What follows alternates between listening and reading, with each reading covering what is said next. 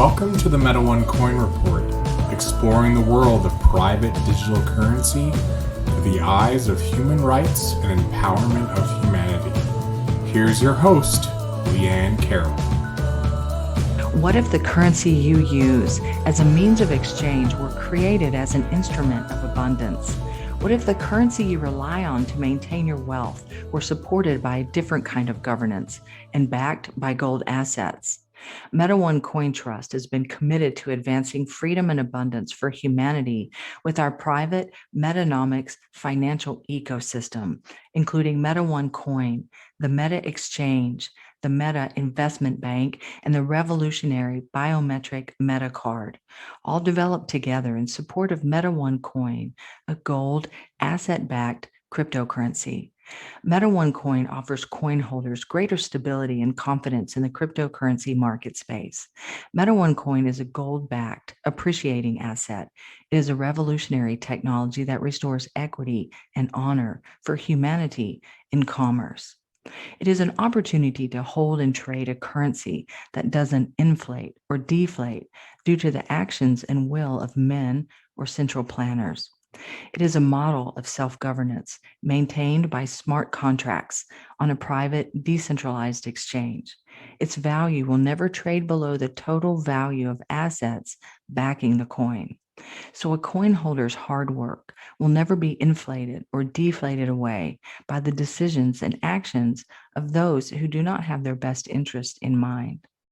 It is part of a new global economy. For the first time in history, humanity can live anywhere in the world and take their money with them and be completely private.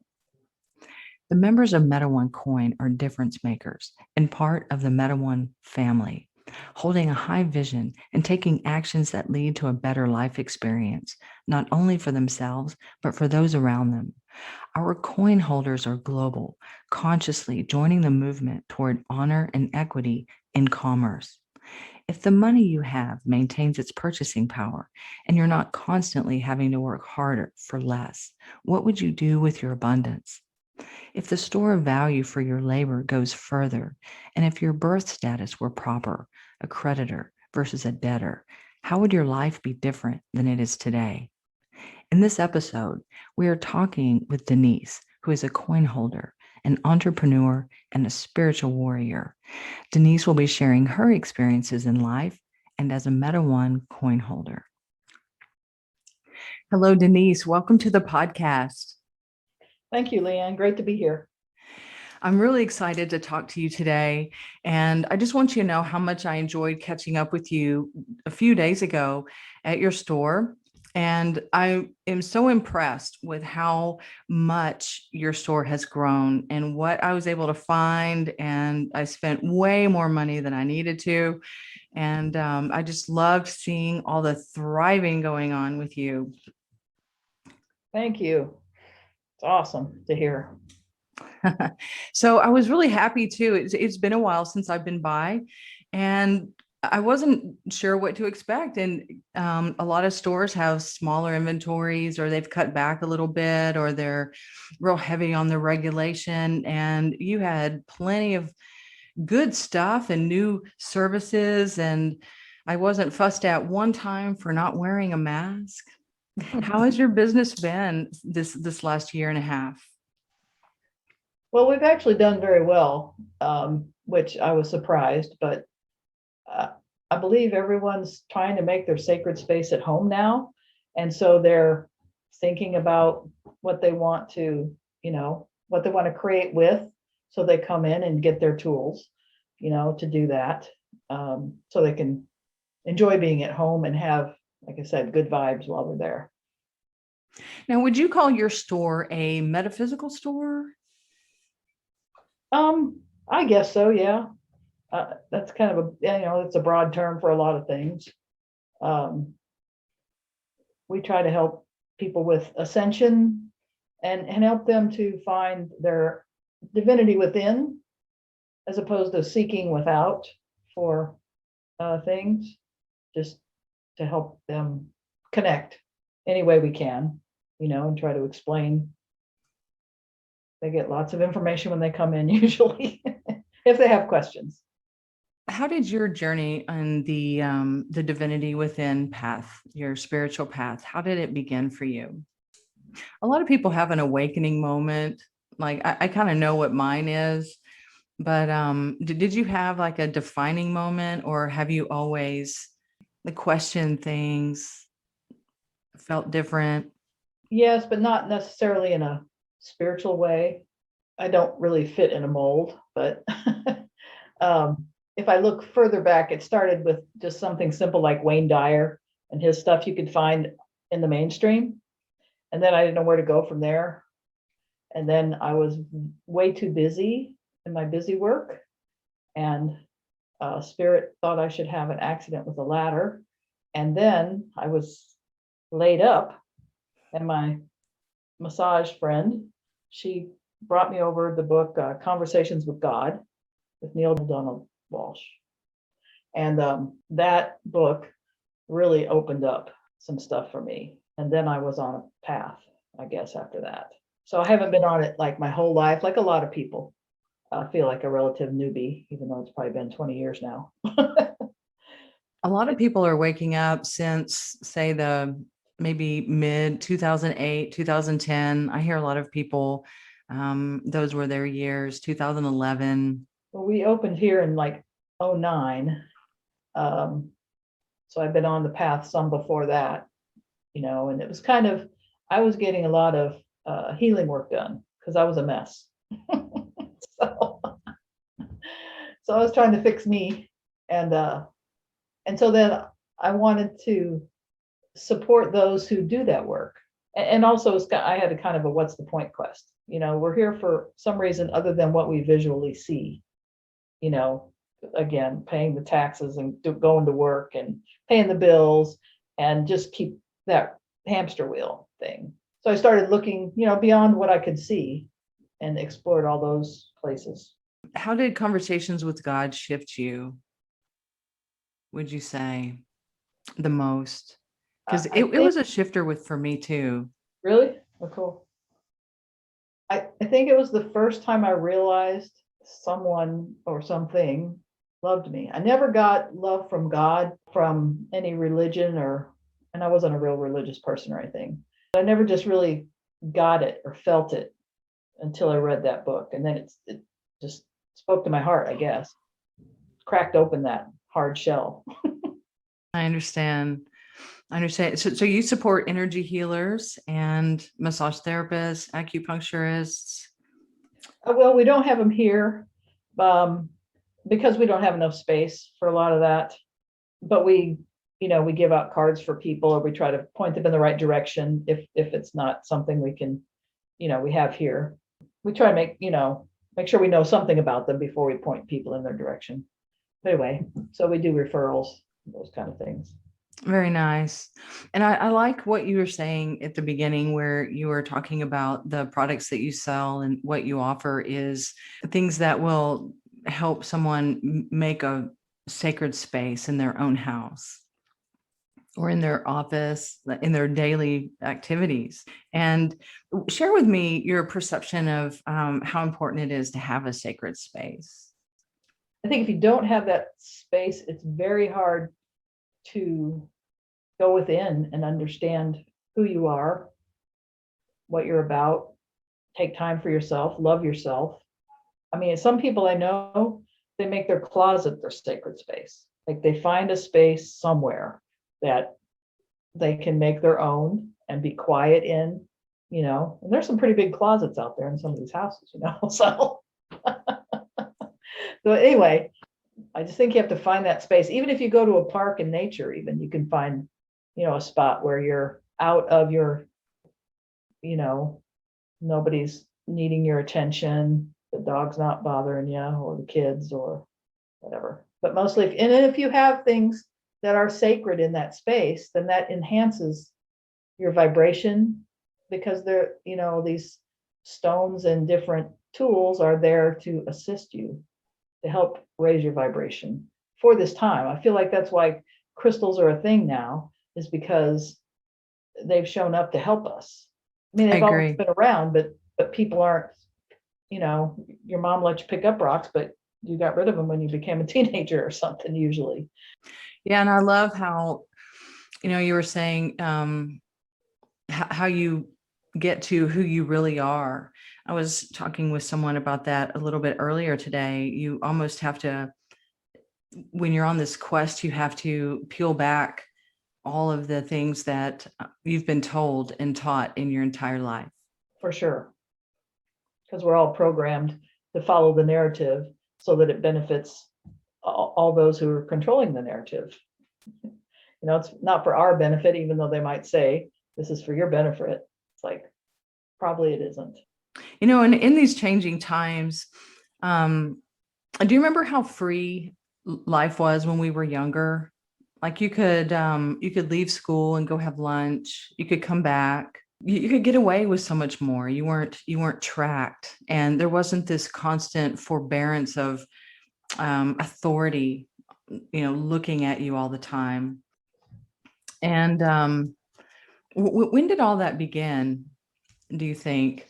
Well, I'm sure it's been a slow rollout, like we got bits and pieces of it, and then, you pass that on to your kids. But I see so much anxiety now.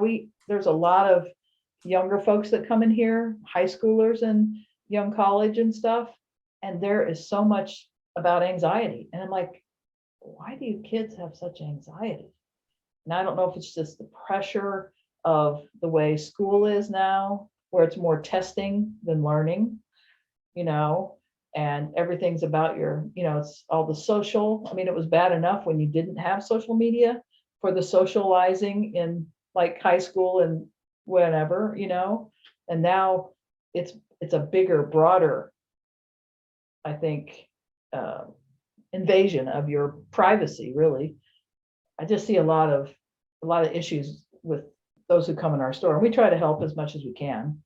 And there is a lot of anxiety for even younger people. I remember dropping off my daughters in school, just walking into the parking lot, it would turn my stomach upside down.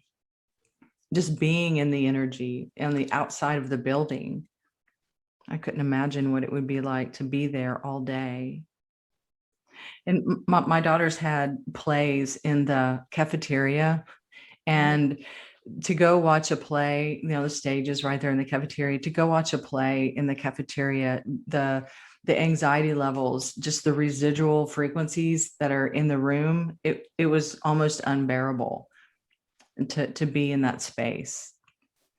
And I also think kids are more sensitive now than say we were, because there was a pretty heavy veil for us, I think. But the ones now are pretty wide open, so they feel a lot, and they feel a lot of everything, other people's stuff as well as their own. And so yeah, imagine it's when you feel all that tension around you. I'm sure it's hard to focus and hard to not be tense and all that yourself. Yeah, I always tell my daughters that school will be different, and by the time they leave, the school will be completely different, because it has to be. It has to, and the parents have to be the ones to make those changes, to understand they have authority, and not just to do, to make their kids comply. I mean, yes, you need order and all that business, but there's a lot of compliance that's a little more dictating, or I don't know how to say it, but anyway. Yeah. And speaking of changes and new things that are coming about, you are a Meta One coin holder. I am. And you were one of the early coin holders, I think. I was lucky enough to be that, yes. Tell me how did you find out about Meta One? Actually, I think I had met Robert and Nicole before Meta One, before they started Meta One. And so I knew who they were as regular people, and just, and Robert always amazed me. He was just such a brilliant with everything. It didn't matter what you were talking about, or he knew about all these things. like financial stuff to our sovereignty to he's just very educated and very experienced in a lot of things that most of us aren't. Let's just put it that way. So I think it's very much a blessing that he is wanting to help everyone be sovereign and find their freedom. Because a lot of people with his skill set could go on and just enhance his own financial well-being, and everybody else will have to fend for themselves. The fact that he's teaching and laid out these how you can get your sovereignty, just and set up the whole program to educate people. I mean, nobody's ever done that before. I mean, nobody. So, I mean, there's people talking about it on the internet. I'm not going to say like straw man and some of that stuff, but there's not a complete thing. There's parts here and parts there, which I had heard about before, but he kind of brings it all together. Yeah, it's almost like to go up against the system, you have to create your own system and operate side by side. Well, you have to have the means to do that. If you don't have the means, the system will take you down in a heartbeat. And he has the means and the brains and the knowledge to hold his own and not be afraid and come back at him. And they don't know what to do with that, I don't think. Maybe they do. Maybe they've learned, but he has fun. He has fun too with it. And that's the cool thing. He's like, oh, this was a lot of fun. I'm like, oh, wow. I wouldn't call that fun, but I'm glad you do. That's true. It is his entertainment. It takes a special guy. It takes a really special person to create what he has. Were you aware of the tyranny of the monetary system before meeting Robert? Somewhat, somewhat. Because I had, like I said, just bits and pieces here and there. I'd listen to somebody talk about, like sometimes it was a group. You'd get together at somebody's house and they would have, somebody would talk about it. And then there was stuff on the internet that you could find, but not, it wasn't like a big thing. It wasn't a thing having my businesses, it's like, I don't take enough time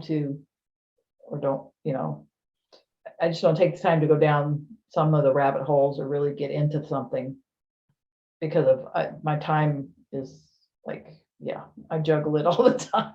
So I don't, and even now I haven't taken as much advantage of what he is offering just because I let other things get in the way, which is kind of what we've all done. And I think that's how we got into this space we're in now with everyone else controlling us, is because we haven't taken time to take care of our own business.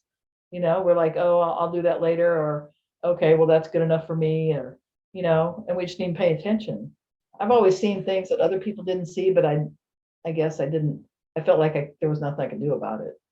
When you see systems that aren't right, or for example, when the banks transfer money and it takes a day or two, and they invest your money and make money on it, and it's your money, and you're waiting for it to get over here to this other account so you can do something, and they're busy making money on it overnight, whatever, 24 hours, wherever their holding pattern is. And I don't know how I ever came to see that, but I did. And those kind of things that just nobody else pays attention to. It's like, they drive me crazy.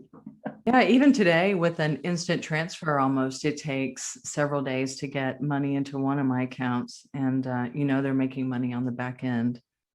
Yeah, and the longer before they give it to you, the more I'm like, I need to move my money from here because you're busy playing with it. And yeah. But I'm glad we reconnected, because now you're more inspired to take the action steps that you need, and you know how simple it is, or it's not simple, but you know that it's doable and achievable. And yes, and for my own good, I need to do that. And so again, that self-love and taking care of yourself, there's many ways to do that. So sovereignty is a big one, you know.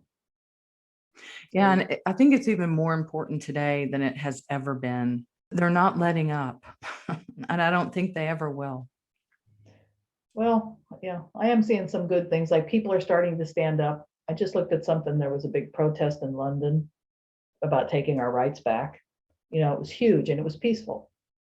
And the police weren't, the police were standing down. They weren't making it worse. They weren't confronting, you know, they were just letting them march and sing and do whatever they were doing. So that was, it's very inspiring that maybe we're turning a corner where, at least in that realm, we can take some of that back.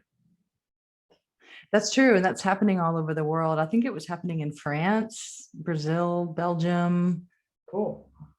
Argentina.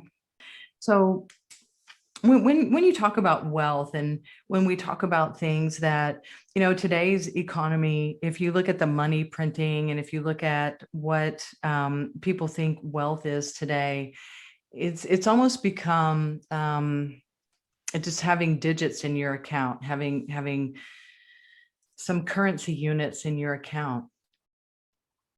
And it's becoming like a mentally different type of economy than what we've known before. I mean, the economy of goods and services and expansion. We used to have that. And you know, something interesting that I was thinking about is when they took the money, when they took our dollar off of the gold standard, they began, you know, with the fiat in the Bretton Woods agreements, but women's libs started at the same time. Yeah. And they started really devaluing things, and then, you know, pushing women to get into the workforce. And I think that the combination of those two at the same time was no accident. Oh, I think the whole thing is planned. I mean, up to where we are today. And you have to take apart the family. Even though, you know, I believe in that women should have the same rights. It was pretty off balance, you know, when a woman's making 50 cents to a man's dollar doing the same job. We didn't have inflation like we have now, or like we had then, and the cost of living was more stable, and women didn't have to work at that time. An entire household could have been managed and paid for with one salary, and that's the other thing that changed. Right. I think they made it more about that. Well, for me, it was more about, if I'm doing the same job, I should get the same pay. It shouldn't matter if I'm a man or a woman. Right. And so there was still a lot of that. And I'm probably going back further than you are, because I'm older than you are. So, but when I look at it now, I can see in retrospect, when you're not in the middle of it, there was all the narrowing of the cattle chute, so to speak. And it's, you know, it's something this year, something in 2 more years, and something, and it doesn't look like it ties together, but it does down here at the end. And it gets us to this place. And really about controlling us as a population, which I don't even understand that, why they even need to, but I don't know. They must have something in their mind. I mean, I don't know. I don't get all that, but I guess it's a good thing I don't. Yeah, and having choices is probably the biggest gift that we have right now, especially with Meta One, the banking. It's almost as if you never have to use fiat again. You never have to get back into their control system again. You can manage your real identity and your fake identity at the same time, and try to transact freely and be more private. And it's a huge responsibility, and it's a huge freedom. Do you do you have other cryptocurrencies besides Meta One? Not really. I just I trusted this one because it, you know, because of Robert and because it was asset backed. You know, that made sense to me. The other stuff's no different than the fiat dollar, in my opinion. So I haven't taken the time learn about it. I kind of understand a little bit, the blockchain is more secure, so that, and then you can transact from person to person. But to me, it could go away just like the fiat dollar could go away. There's nothing behind it. Except confidence. I guess and it blows me away that Bitcoin can be worth so much money. I'm like, anybody could be inflating that. I mean, who knows what kind of game they're playing with that, to have another crash of a different sort where, because they control the market crashes and all that stuff anyway. But if they can do that with crypto too, they get that everybody spends however much crypto or that's up to right now. And then, oops, who knows? Maybe they can't do that. But to me, if it's not backed by anything, what's to stop it from being like any other currency without support? I mean, I think Robert's brilliant with it cannot drop below the asset value. For it. Mm-hmm. Yeah, an asset value. So that's brilliant, because to me, you can't lose, right? The minimum you're going to get is your money back. So if you're going to buy some, it's to be, at least this is secure, right?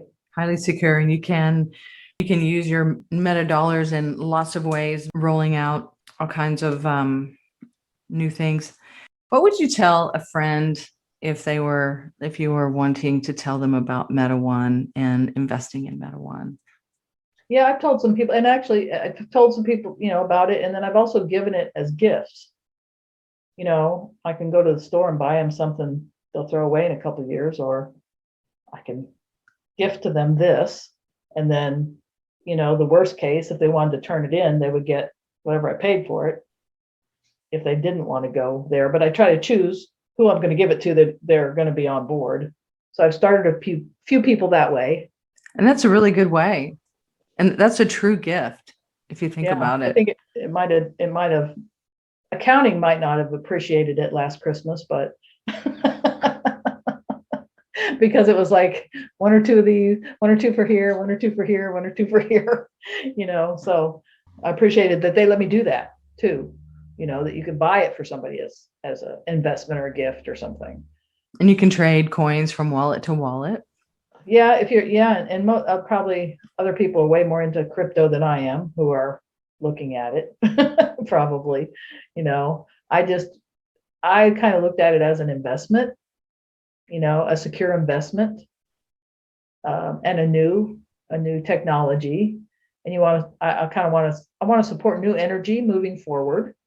What a wonderful way to do it too. And this is really the way freedom is going. Eventually, maybe other cryptos can get on board, or will get on board with creating a monetary system like the one that's, the creators of the monetary system don't have to be the ultimate boss, right? If they can do it, we can do it too, right? And why should we be controlled by them? Well, and I think, Robert's setting a standard, and pretty soon everybody's going to follow, because of the value that gives.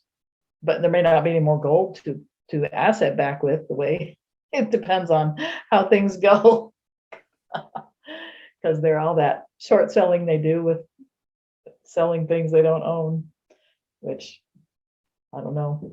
I think that came to a head the other day, so we'll see where that takes everybody. But you can back things with lots of different assets.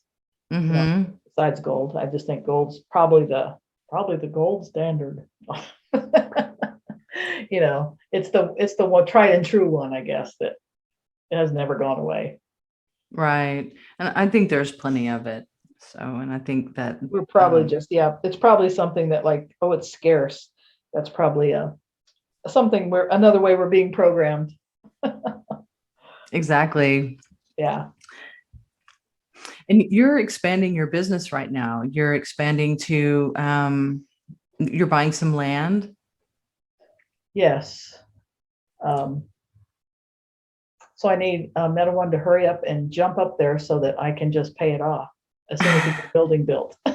And I don't have to get into any contracts. Well, loans are going to be possible with your Meta One account, and you can Well, use your coins as a basis for the loan. yeah, I need to talk to somebody about how that works because I have a short amount of time here, because we're building, so I have to, get my ducks lined up and get the contractors, and then this what I have, um, it transitions into something else, but I have to sign more paperwork. So before the transition, I would like to jump into that. And I wasn't sure where they were on that yet. I know it's coming, but I wasn't sure how set up they were. And I just haven't taken the time to talk to anybody, because my whole buying the property came up really quickly. And so you kind of like scramble and do what you know how to do. And then go, okay, I'll take care of this, I'll figure it out later. I'll figure out how to get out of this. I know that it's close. Well, I appreciate you connecting with me today and having this conversation. Is there anything else you'd like to add? Well, thank you for having me on. I know I'm not like I'll just say the perfect Meta One coin holder, not that there is one, but I'm probably just a typical person who's really busy with their life and can put stuff off that we should tend to, but maybe we don't. And we tend to let everyday things get in our way instead of stopping to take time for what benefits us. Just it's personal, but it's also, for me, it's also a business thing, but it's, Meta One's a little more of a personal for me. I'm sure I'm not alone in then like, Well, I think so that thanks for talking to me because I know a lot of people could probably be way more technical and have a lot more information into crypto and all that than myself. Well, actually, you are our typical not typical, there is no typical coin holder, but I would say that the majority, or I would say that a large percentage of the coin holders are, those that haven't dabbled in crypto before, and they're wanting to have a place to store their wealth, and they're wanting some privacy, and they see what's happening and they're wanting to do something about it. And a lot of them are in your age group.